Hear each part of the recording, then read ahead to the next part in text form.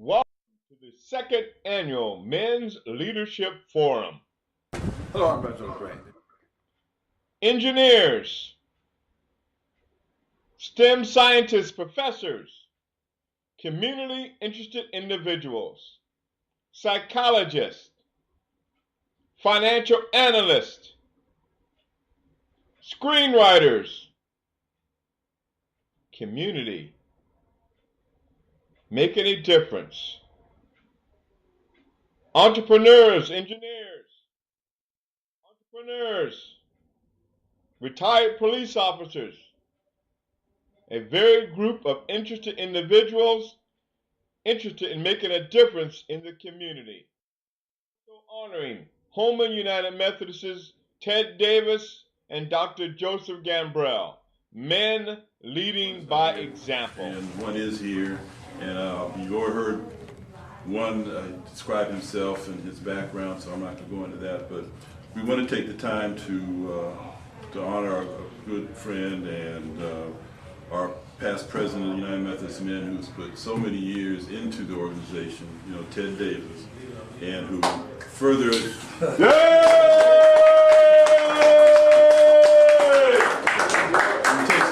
his busy schedule because he runs his own company. Turn right. Yeah, he runs his own company, but yet he still has the time to, for how many years were you president? For the last 3 decades, it's been back and forth between myself and Dr. Gambrell. Yeah. So I don't know how many years. years. How many years? Long time. Yeah, long. Well, anyway, it's a very long time. Long time. Most of the time, in that 30 years, I remember Ted being president of the United Methodist Men to further the mission of the United Methodist Men, which is to invite and initiate spiritual growth opportunities for all men at Holman, and that's something he's done. So we wanted to honor him today with a plaque to show our relationship with him, that like a confidant. He and I did work together at Hughes for many, many years. I've known him in a long time, knew his children, his family, so I just wanted to let you know, Ted, we thank you for the work that you do. Yeah. All right. Well, thank you guys, and Holman United Methodist Men is home for me. All right. And as long as I'm here, it will be. There you go. All right.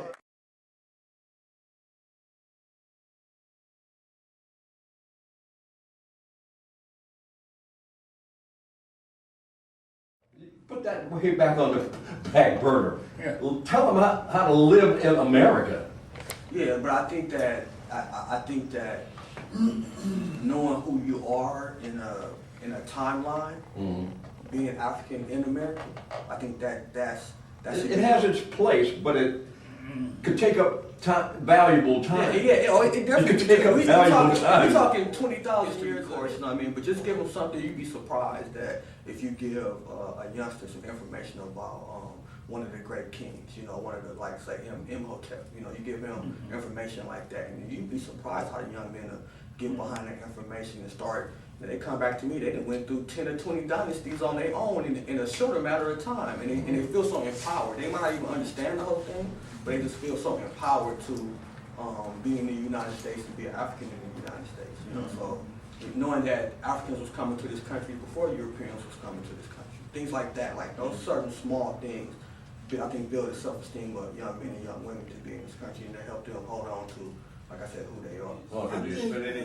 It's all in one timeline. Like, you don't speak on one without speaking on the other. So I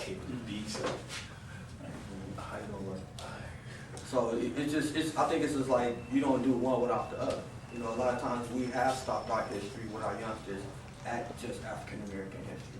We have stopped them at, and they get that in school. They get Martin Luther King, Harriet, so they get that. They'll get a half a paragraph or a week or two of that. Well, one of the things I feel, from my experience, has been a detriment to our people in education, and also the general population uses our educational system in America has failed. It hasn't been, we're a part of a system that has failed.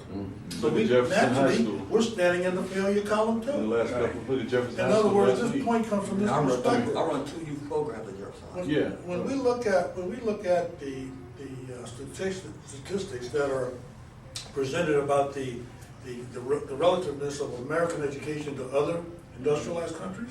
America, we hear numbers like 25, 32. We're not in the top.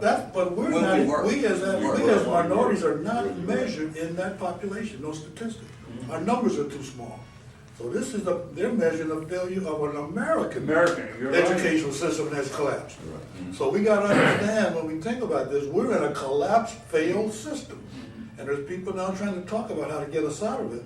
But it's, I think what you're saying, we should re-identify ourselves in this new system that's trying to be put together, rather than trying to say we're just left out, or we don't understand. But I think our young people have to see they have an opportunity to make their own value system and education process. Like we look to a system, we look to an educational system that never was supposed to benefit us as people anyway. Like It started there, sure, it never was supposed to benefit us. So if it don't benefit us now, it's not like it ever really did. How many children get to hear about a person that came through that system, for example? I mean, and that's what I'm saying. Even creating the spaces for kids to even have that connection, because they don't have that connection. For example, many of us here from the South and grew up in the what do you call it, separate but equal system. Segregation I was born in system, right. 1932. I went to the school where, when I was a child, everybody was in one room.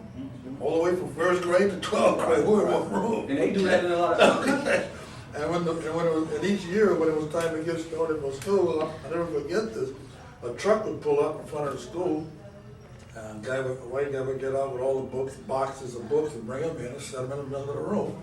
And then the teacher would go in and try to disseminate books, and the books were desecrated, the pages were ripped out. Your old books. Your old books. Covers missing. Yeah. But I did a speech once. I said, they thought they were actually cutting us off from the information, but what they were doing was training us how to read between the lines. That's how we learn to read, by reading between the lines. But there's a whole story about that too. I didn't want to go too far. But I think those experiences haven't been. It was not popular to be intelligent or even appear intelligent. It's really not now. It's not now, right? The ball game was over. You went back to the old days. It was always a bridge. Yeah. That's the only reason I think that technology has sort of made that a little balance that out, because and the reason I'm saying that is because before it was very dumb to be a nerd and to be be looked down on. It was a crab effect. The dumb people didn't want to learn, try to keep those who did want to learn down. Tony. But nowadays it's almost cool to be a nerd because of the social media and understanding social media. So I'm hoping that's taking effect in the kids nowadays, that it's okay to be smart, it's okay to be a nerd, and want to be someone who builds games and applications and everything. So I'm hoping this is turning around. And even looking at where that idea comes from, like we have to look at the origin of why we look at education that way with people of color. We gotta look at the William Lynch. We gotta look at things that have been done to us as African people, and realize that these things are still working negatively. To our culture, as far as looking at who's smart, who's not smart. Yeah. Well, one thing we got to focus on too is not just the kid himself, but his home. That's where exactly. So it's a problem where we just have to. It's not just talking to the kid, but somehow we have to talk to the parents, get the parents involved, and get them to understand what their priorities are in helping their child to get to where he wants to be. That they have a very profound effect and mission to help their child. I was given by George Perello at Holman that there was going to be a barbecue, a leadership forum here. Yeah. From 10 to 12? Yeah, that's what we're basically doing. We're just getting started. Okay, good. Okay. Go ahead. Okay, no, I'm gonna go I just came from the beach. I started down here, so I'm gonna go get changed because I don't want to be sitting here like this. I'll be back, okay? All right. No, I'm gonna get out of this. Okay. All right. Think about what kind of support you need. Can I make a stop in this thing, because I think maybe germane to what we're saying. In the state of Louisiana, your state, they didn't have enough teachers to staff the schools in the state of Louisiana. they went to the Philippines and hired 400 teachers, bring them here and teach in our schools. Yeah. When was that? Right now, who are going to colleges in those countries, getting educated with the idea they're going to come and teach here. In the Northern Hemisphere. Well, go to a hospital. The same thing with medical Be workers. admitted to a hospital and see who's walking up and down doing all the work. Philippines. Versus the Philippines, yeah. Same thing with accounting. Yeah, for the state. When I work for the state, the whole floor of. But what I want to say to you is that what's happening here? Well, I mean, to me, if you have African Americans have been 13% of the population since we've been in this country, stabilized. Every other population and culture has grown. We've been strategically, how can I say, Maintain. maintained. You know what I mean? Now, I'm talking since we've been in this hundreds of years, we've been 13%. I mean, African Americans is only 8% in LA County. The whole county of Los Angeles is only 8% African American now. So things are changing where they don't particularly have to need or use our labor force anymore. So then we bring on all the other countries. Why are we being educated in order to fill the jobs that are here? There are 3 or 4 black colleges there in Louisiana.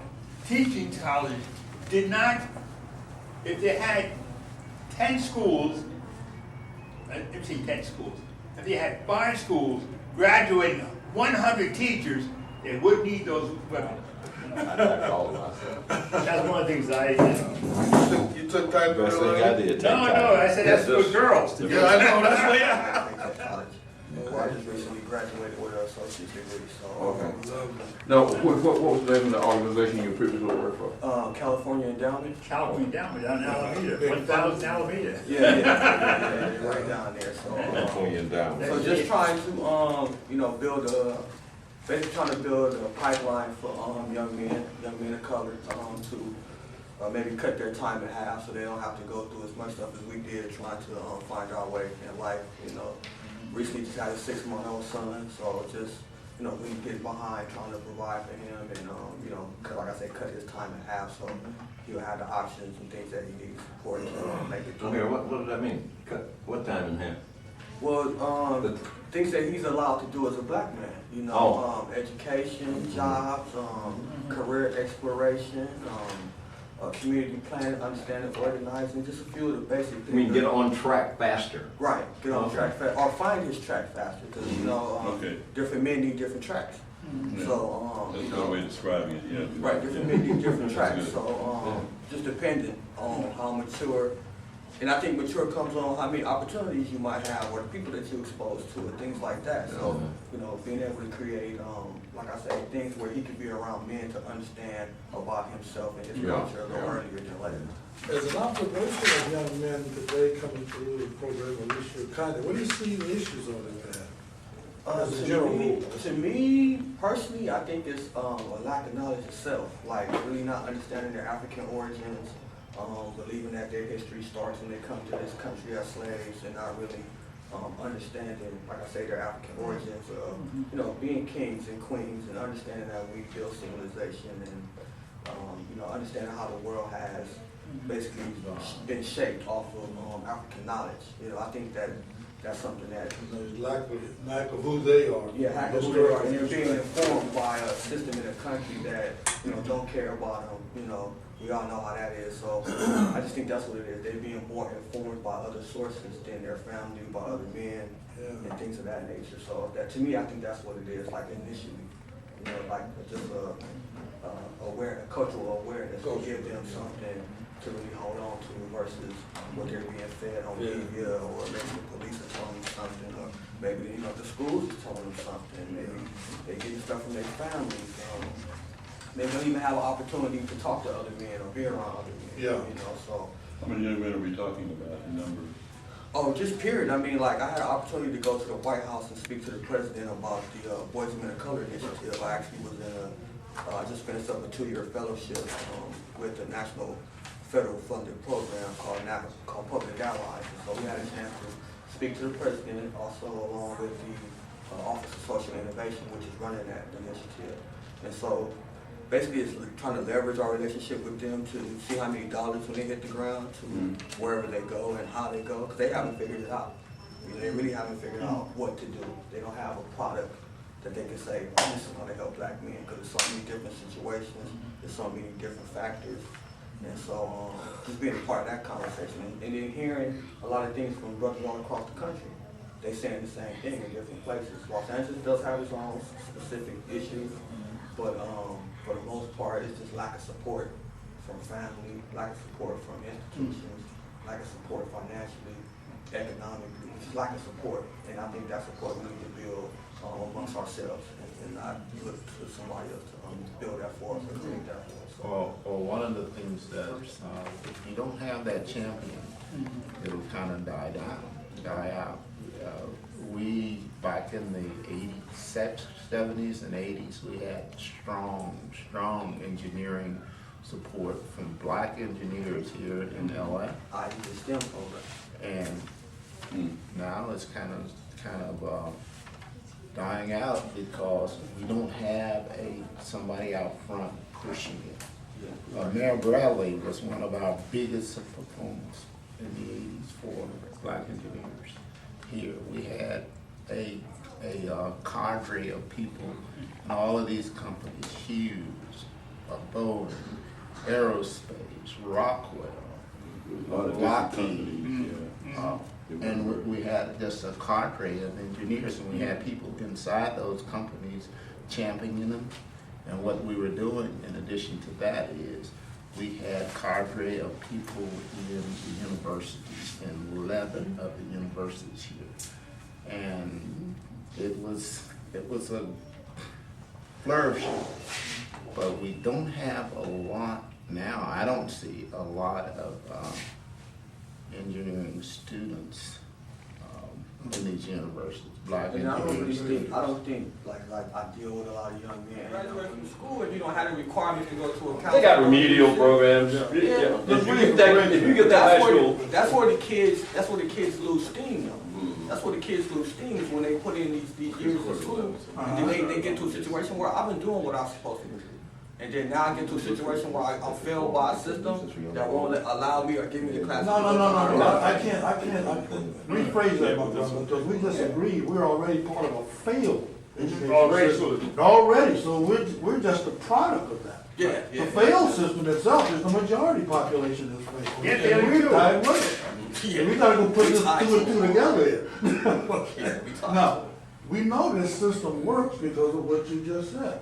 Asians from China come to America, go through USC, UCLA, fill the needs of technology in the East, and so obviously the system is not failing, it's the purpose of this system has changed. Or who is it failing? Well, there's a couple reasons for that. One is it's their family. I mean, it's the culture thing. One thing, and number two, is the colleges want these students because they pay the maximum fees and they're rich enough to do that. That's right. That's even in the equation. And so the part of the economic equation of colleges is to accept to accept foreign students because they pay the max amount of fees and what Higher fees. Sure, higher. Well, higher fees, yeah. Well, whatever they can charge, whatever the college charges, they pay, and they can afford to pay because they do come from affluent Asian families and who push them to go to college.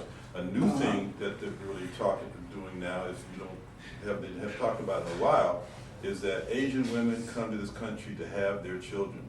I see that out where I live because there are houses out here who have women who are pregnant. I see 5 or 6 or 7 of them get out of the van going to Costco. And I know they're not from one family, but they're here to have a child so that he's a U.S. citizen and he goes back to China, they grow up and they come back here because he has U.S. citizen passports. He can go to the colleges here in the United States. Okay, but you're painting a picture of people coming 4,000, 8,000 miles to go to our school. Exactly. We're here. How come we don't go to these well, schools? That's part of the discussion. That's part of the discussion. It's a cultural thing, but I think it starts at home. It's historical baggage. Yeah, it's Right. A lot of historical baggage, and I teach international students English for the last couple of years, the research I did for my book. And my current class which is in Rancho Palos Verdes, which is on top of the beautiful hill on a university campus. All 10 of those students are going to college. Yeah.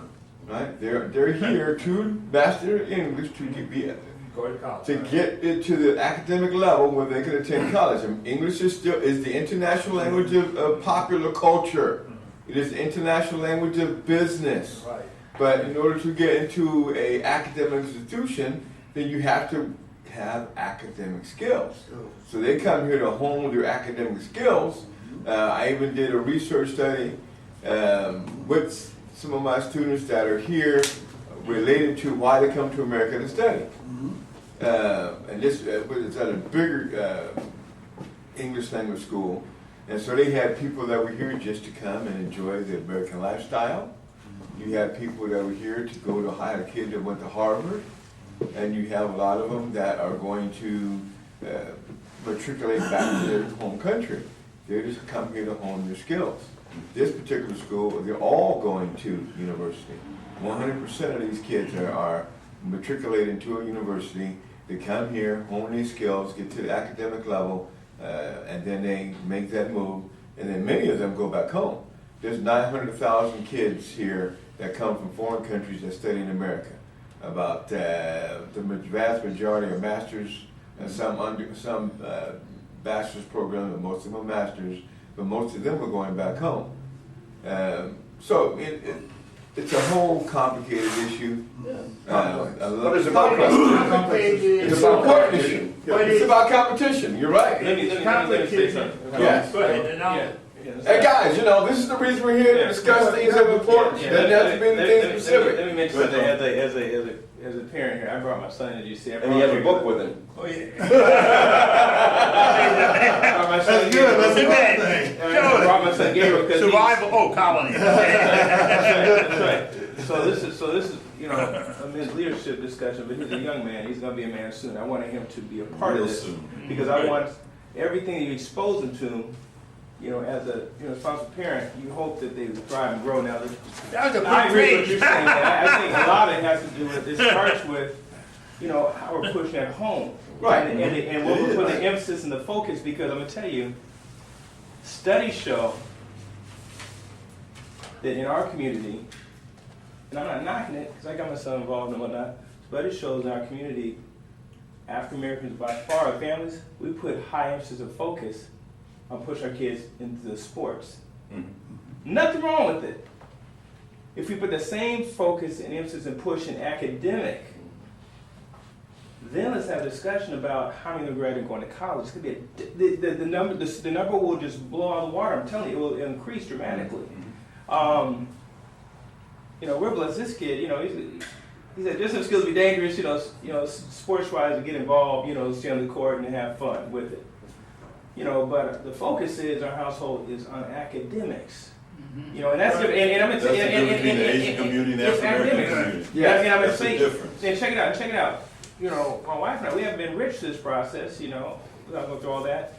But what we've made a push and a focus on as parents is, even though we can't afford to send them to that school, ranch school up on the hill, we do our best with the tools we got around us, and where we don't have, we scrape some claw to piece together to build the environment of that school up on the hill. Right. If his school is going to doesn't have that music program or doesn't have that arts program or whatever, guess what? We go to get the resource to build that component into whatever he's getting at school where he's going. Yeah.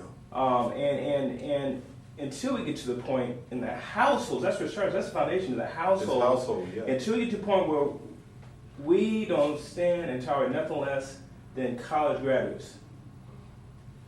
They don't know anything. My kids don't know. They're brainwashed. They don't know nothing different. They don't know nothing different. But you don't finish school till you graduate from college. That's all they know. Well, that's the difference. That's all they know. That's the difference. They don't know nothing different, right? That's talking about. Check that. At the age of 4, where you tell when they were driving school, where do you say you want to go? USC. Oh, you said Stanford University. But you just say. They know. 4 years old was a long time ago. They know. And so I said, it's kind of say, so brother, before you say where to go from here, I think that if we can start getting the drum beat going and resonating the community, it's okay to push like in our sports or not, but we need to be pushing and cracking the whip in academics. I don't want to hear no excuses about we don't have it in our neighborhood school. Go get it there. Right. Let me tell you, we had, man, how many garage sales do we have recently? A lot. We had so many garage sales, we got sunburns. A lot. We had so many, over the last 3 months, we had so many garage sales, but what blew me away, folks were pulling in, my brown brothers, sisters, and other culture were pulling up. When our folk come by, so what were we buying? A lot of buying pots and pans and all that stuff. Mm-hmm. Other than that stuff, you know what they went after? Books and shoes. There you go. That's what they were buying. Books and shoes. And the thing that blows my mind, they will come here, barely say hello or good morning to you, and by the time they graduate from high school, they're speaking better, getting higher test scores than some of the kids that are our kids. Right. And we ask, how can that be? Are they brighter? They're not brighter. They're digging in. It's priority.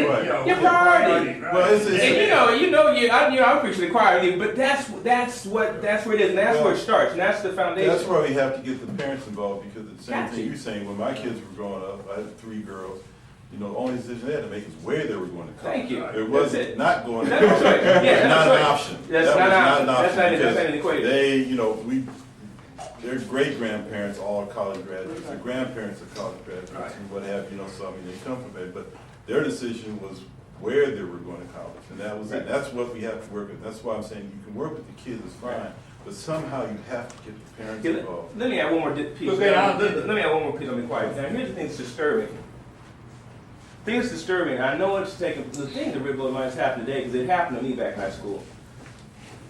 I never forget, and I went to high school that was, back that time, considered a good high school in West LA, University High School, okay? Union High. I had a counselor that had the freaking audacity to tell me that I wouldn't be going to a 4-year college. I need to I do the same thing. You need to go look at junior college, look at all this stuff, and so we're gonna push the real forward. Do you know that my oldest son is in a 4-year college? I'm proud to say down south now. Mm-hmm. His counselor basically was saying the same thing by showing him options as far as JCs. No need to waste your time with one of these college commissions over here. So we hired a counselor to help us, because 2 working family, husband and wife, we only had so much time to dedicate toward that. Plus, we wanted him to take on some onus himself. But we got this incredible lady. We got to have her come speak one day. Caucasian lady, man, and I'm telling you, her philosophy is there's a college for everybody. A 4-year college for any and everybody. She said, you bring an applicant, they're going to school. 4-year college. I know Jason, that's not even their program. 4-year college. And hey man, I'm telling you, so we got the forces, what I'm saying, of evil working against us, put that negative talk in our ear. Yeah. But like you said, we gotta get to the parents in the home to understand that there's gotta be a there is absolutely no discussion. There's no even toleration of anything less than there's a one lot college. of, because Electricity, as they call it, electrician aboard the ship. And when I got out of the military, I realized that was a field I wanted to continue in, so I started going to college. And in those days, I got caught up in a lot of